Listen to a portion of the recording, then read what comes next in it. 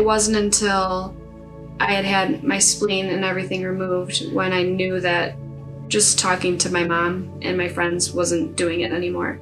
And I had spoken with my counselor at Carmanos a bunch of times, and she said, you know, you should really go to this camp. I was hesitant, but then it was right after my surgery and I was needing to get out of the house so badly.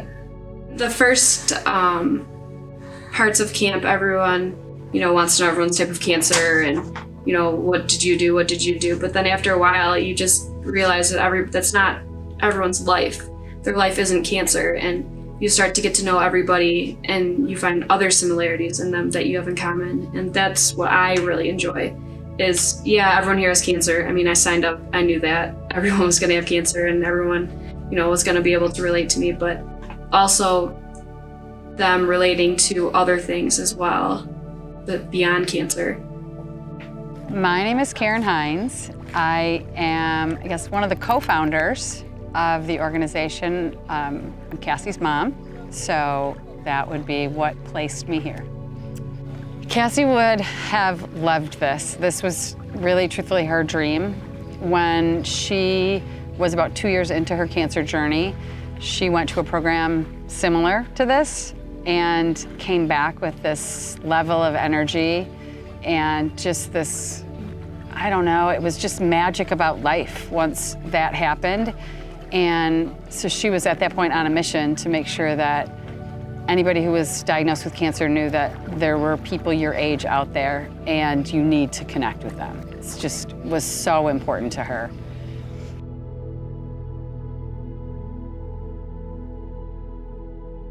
Last year, I actually got here late because I missed my connecting flight, and I was really nervous, and I didn't really talk to anybody the first day.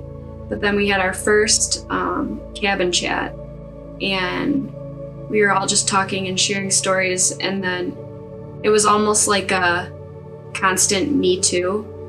Like when somebody would say something, like you'd either say it out loud or in your head you'd be like, me too, me too. And after a while you realize there are people out there who are just like you. There are people your age, and even though they don't have kidney cancer, it's the same battle.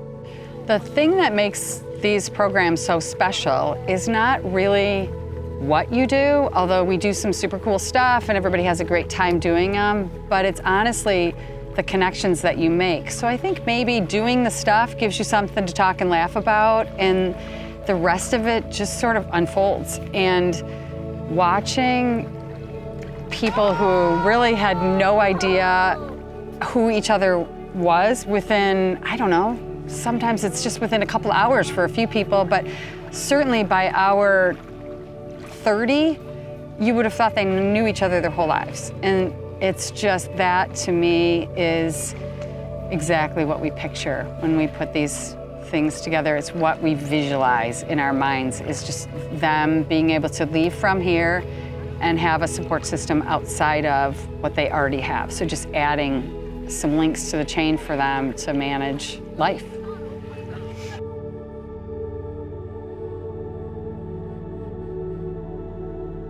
When I left camp and went home last year, when it was my first year, I was a lot less depressed because I knew that there were people who understood me and I could talk to them at any time without judgment, no matter, you know, everyone's on different time zones, and so I could literally call anybody at any time.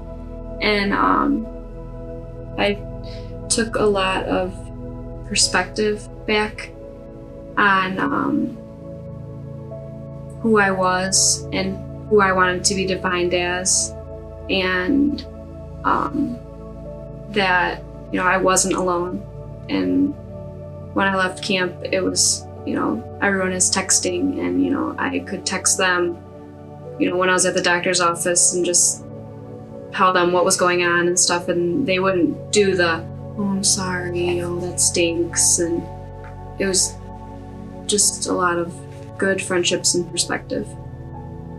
When at night, we always sit around a campfire, have conversations, and for me, when my very first program that I came to and cooked in the kitchen, came down to the bonfire, and the you know, they circled around and they were just talking and laughing, and I had to sit back and, you know, my first thought was, I could see so clearly why Cassie wanted this so bad.